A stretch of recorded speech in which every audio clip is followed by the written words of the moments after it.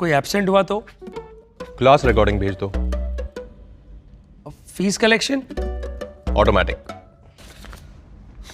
Marketing कैसे करेंगे? Teachmint website बना के देगा ना। टीचमेंट? अब पूरे इंडिया को मैथ्स पढ़ाओ सर। चाहे जैसी भी जरूरत हो, टीचमेंट पे टीचिंग आसान है। आज ही डाउनलोड करें टीचमेंट, इंडिया का number 1 teaching app. Hello friends, this is Shivani Sharma and welcome to Vikas geographer. Discuss करेंगे आज लर्निंग डिसेबिलिटी अर्थात अधिगम असमर्थता पर। अधिगम कठिनाई, अधिगम अक्षमता अर्थात लर्निंग डिसेबिलिटी अर्थात आप किसी कार्य को सीख नहीं पा रहे हैं, आपके सीखने में जो कठिनाई है उसे लर्निंग डिसेबिलिटी बोलते हैं।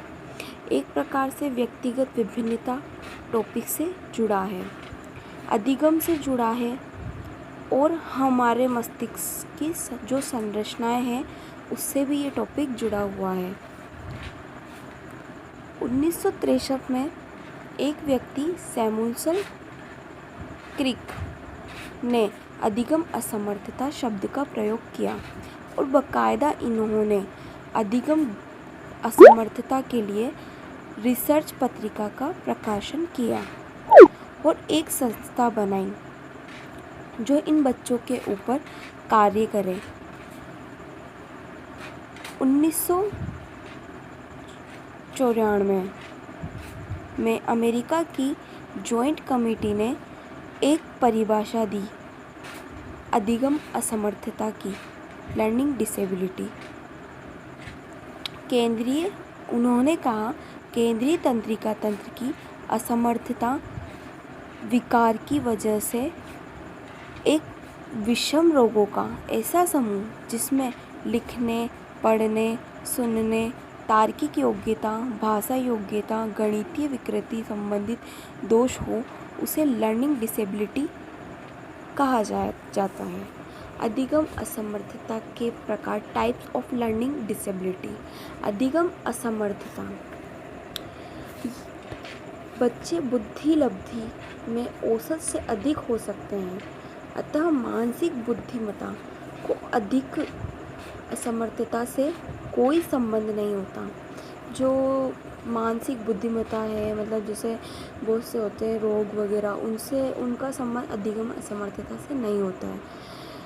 यह पढ़ने लिखने, जिसे अभी पहले बताया गया है कि ये पढ़ने, सुनने, तार्किक योग्यता, भाषा योग्यता, गणितीय ज्ञान आदि से संबंधित दोष हैं। डिसलेक्सिया, इसके प्रकार, types of learning disability. Dyslexia, dysgraphia या डिसकैलकुलिया। फोर्थ है ध्यान अभाव, अतिक्रियाशील विकृति आदि। डिसलेक्सिया से पीड़ित बालक वाचन से घबराते हैं, इन्हें लिखी हुई सामग्री धुंधली दिखाई देती है। यह एक विशिष्ट अधिगम असमर्थता का उदाहरण है तथा इसके लक्षण इस प्रकार है।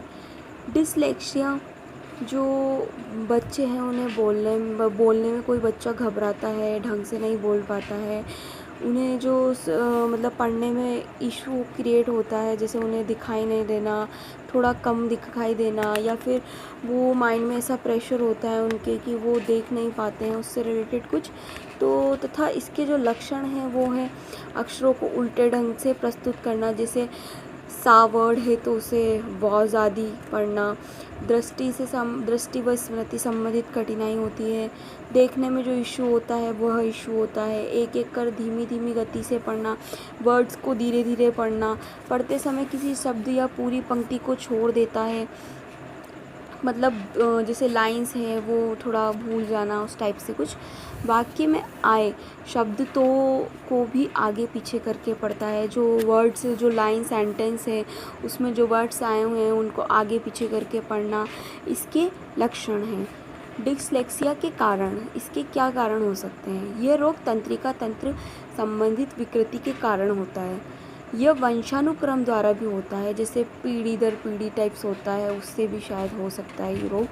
निदान, इसके क्या मतलब निदान है वो बताया गया है। पारिवारिक इतिहास का अध्ययन किया जाए, मतलब जो परिवार जो मतलब जो पास्ट में क्या मतलब कौन है जो मतलब जिससे इसे ये चीज़ लक्षण आए हैं या उससे रिलेटेड कुछ, तो पारिवारिक इतिहास का अध्ययन किया जाए तथा भाषा, वर्तनी, उच्चारण और बौद्धिक योग्यता, स्मृति संबंधित परीक्षण तथा व्यवहार का सूक्ष्म निरीक्षण किया जाए। डिस्ग्राफिया भी अधिगम असमर्थता का कारण है। इसका संबंध लिखने की बाधिता से है।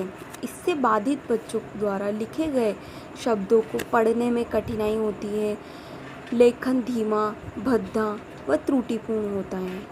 बालक शीघ्र थक जाता है तथा उंगलियों में दर्द करने लग जाती है। अर्थात जो बालक है वो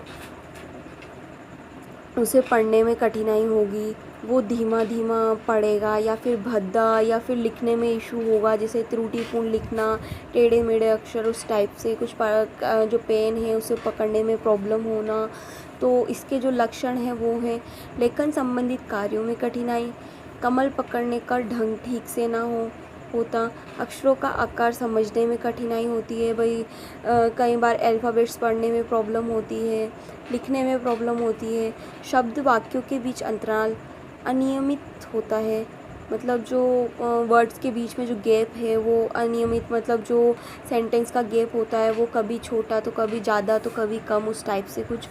वाक्य छोड़कर या पुनरावृत्ति करते हुए, मतलब जो वाक्य है उसे डबल बार लिखना तो या फिर छोड़ देना, तो वो सब इसके लक्षण हैं। डिस्कैल्कुलिया, इस रोग से बाधित बच्चे शीघ्र नहीं पहचाने जाते। इन बच्चों में गणितीय योग्यता कम होती है। ये बच्चे जोड़, घटा, गुणा, भाग करने में अत्यधिक देर करते हैं। माता पिता इन्हें सुस्त, आलसी कहते हैं। गणित के अतिरिक्त अन्य विषयों में इनका कार्य ठीक होता है। अर्थात जो कैलकुलिया जो ये टाइप्स हैं उसके अंदर गणितीय जो योग्यता होती है बच्चों में कम होती है, जैसे जोड़, बाकी, घटाव जो भी है वो सब उनको करने में इशू क्रिएट होता है। वो उन्हें लगता है कि हमें ये चीज़ नहीं आ रही है। वो पेरेंट्स उन्हें समझते हैं कि ऐसे बच्चे सुस्त और आलसी हैं, बट वो ऐसा नहीं है। वो उन्हें ये एक तरीके का बीमारी है एक तरीके से। गणित के अतिरिक्त मतलब यह ज्ञान सिर्फ इनको, ये जो प्रॉब्लम है सिर्फ ओनली मैथ्स सब्जेक्ट में होती है, अदर सब्जेक्ट में ये नॉर्मल होते हैं। लक्षण, इसके जो लक्षण हैं वो होते हैं गणित कार्य करने में कठिनाई, फर्स्ट लक्षण है इसका। सेकंड होता है संख्याओं को पहचानने में समस्या, मतलब जो गणित में जो संख्या होती है उन्हें पहचानने में उन्हें बहुत ज़्यादा प्रॉब्लम क्रिएट होती है। आकृति विभेदन की समस्या, बड़ा, छोटा, परिधि, क्षेत्रफल आदि को समझने में कठिनाई। ट्रायंगल शेप है, स्क्वायर है, ट्रायंगल है और बहुत सी शेप्स हैं, उन सबको पहचानने में उन्हें प्रॉब्लम होना। श्रवण व दृश्य इंद्रियों में सामंजस्य की कमी होना। समय, दूरी, गहराई से जुड़ी समस्या, जैसे गणित में समय व दूरी, गहराई आदि से जुड़े जो क्वेश्चंस होते हैं उनको समझने में इशू क्रिएट होना। गणित संप्रतियों के स्मरण करने, धारण करने व पुनः स्मरण करने की कठिनाई होना। रुपए पैसे लेन देन संबंधित कठिनाई, पैसे लेने देने में जो इशू होता है कि कितने रुपए मुझे यहाँ से लेने हैं या कितने रुपए मुझे उसे देने हैं, उस चीज़ में प्रॉब्लम होना। उपचार, इसके जो निदान हैं वो इस प्रकार हैं। इन बच्चों के लिए गणित का अभ्यास व बहुकेंद्रीय प्रयोग कराया जाए। खेल विधि, प्रश्नोत्तर विधि तथा वास्तविक जीवन अनुभव के माध्यम से सिखाया जाए। जो इन्हें है वास्तविक जीवन, मतलब नॉर्मल जो है उन्हें ऐसा नहीं, मतलब उन्हें नॉर्मल लाइफ की तरह, मतलब उन्हें नॉर्मल तरीके से काफ़ी अच्छा फील करवाया जाए। उन्हें ऐसा फील नहीं करवाया जाए कि वो सुस्त और आलसी हैं, बल्कि उन्हें इस चीज़ के मतलब उन्हें सिखाया जाए कि किस तरीके से इस बीमारी से निपटना है। फोर्थ है ध्यान अभाव अति क्रियाशील विकृति। इसे सामान्य भाषा में ADHD कहते हैं। इन बच्चों में आवेगों के नियंत्रण की समस्या होती है। इनका ध्यान केंद्रित नहीं हो पाता है। इन बच्चों को ध्यान केंद्रित करने में प्रॉब्लम होती है। एक जगह ध्यान नहीं होना, इधर उधर ध्यान होना आदि। इस कारण कक्षा में अनुशासनहीनता करते हैं। वो बच्चे जो बैक साइड पे बैठते हैं, अनुशासनहीनता, जो पढ़ने में ध्यान नहीं होता, पढ़ते वक्त जो अनुशासनहीनता करते हैं, वो इसके अंतर्गत आते हैं। शिक्षण में बाधा उत्पन्न करना, यह स्नायु तंत्र संबंधित विकृति है जिसमें असामान्य स्तर का ध्यान, आवेग तथा अति क्रियाशीलता सम्मिलित है। ये बच्चे संवेगात्मक रूप से अस्थिर होते हैं। प्राथमिक स्तर के बच्चों तथा लड़कियों की अपेक्षा लड़कों में अधिक पाया जाता है। आत्मविमोह, स्वलीनता, यह एक स्नायु तंत्र विकार है। इस विकलांगता में बच्चा भाषा को न तो समझ न तो बोल पाता है, एक ही शब्द को बार बार बोलता है तथा संबंधियों को भी नहीं पहचान पाता है।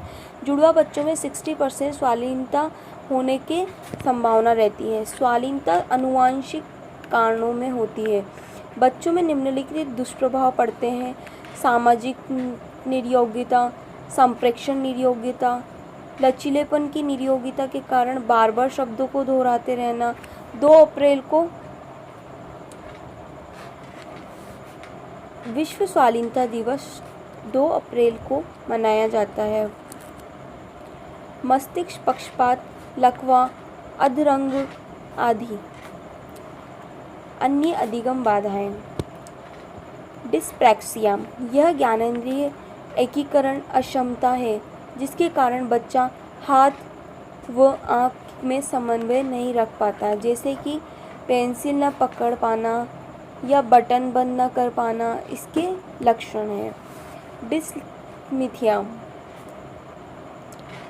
एक अवसाद जो भावात्मक विकृति है।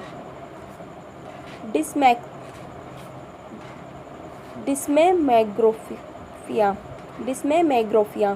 स्मृति दोष, इसमें सोचने समझने सपनों से रिलेटेड जो दोष होते हैं वो इसके अंतर्गत आते हैं।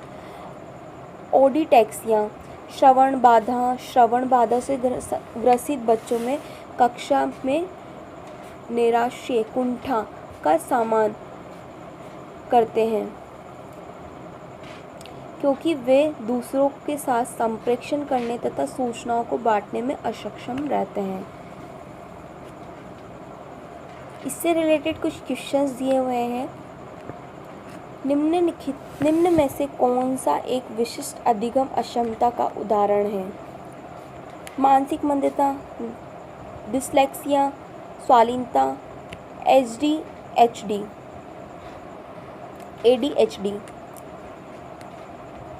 इसमें से डिस्लेक्सिया इसका उदाहरण है बिकॉज विशिष्ट अधिगम अक्षमता तंत्रिका तंत्र से रिलेटेड है। भाषा, वर्तनी, उच्चारण, बौद्धिक योग्यता, स्मृति आदि इसके उदाहरण हैं। इसमें एक एक करके धीमी गति से पढ़ते समय कुछ शब्दों को छोड़ देना, पूरी पंक्ति को नहीं पढ़ना आदि इसके लक्षण हैं।